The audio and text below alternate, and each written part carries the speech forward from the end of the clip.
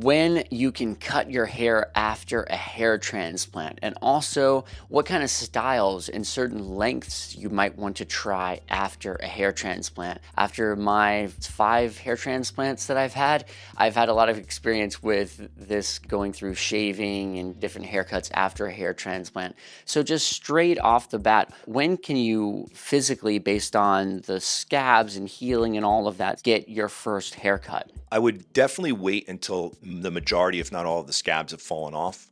You don't want a barber to go through with a comb and pick or pry any of the scabs, which can cause some bleeding. They're not going to pull out the grafts, but then when you pick or pry a scab, it's going to kind of bleed and then start all over again. So you definitely want to wait till the scabs fall off.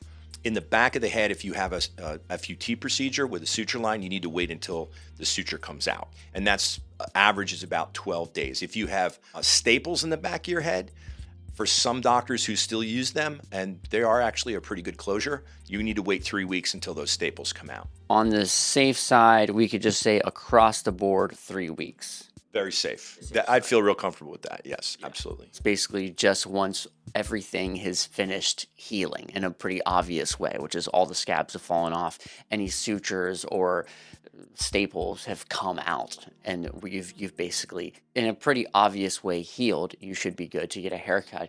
And so, do you suggest that people shave their head to sort of make everything look a little bit more even after that, or what is your sort of thoughts on that? So that's a good question. That's a very individual question, meaning that let's just start off with FUT.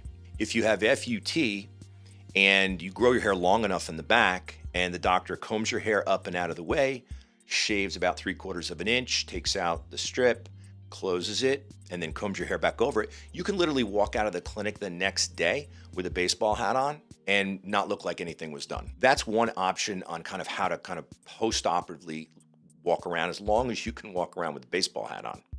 Yeah, so I've done it sort of both ways, or both ways multiple times.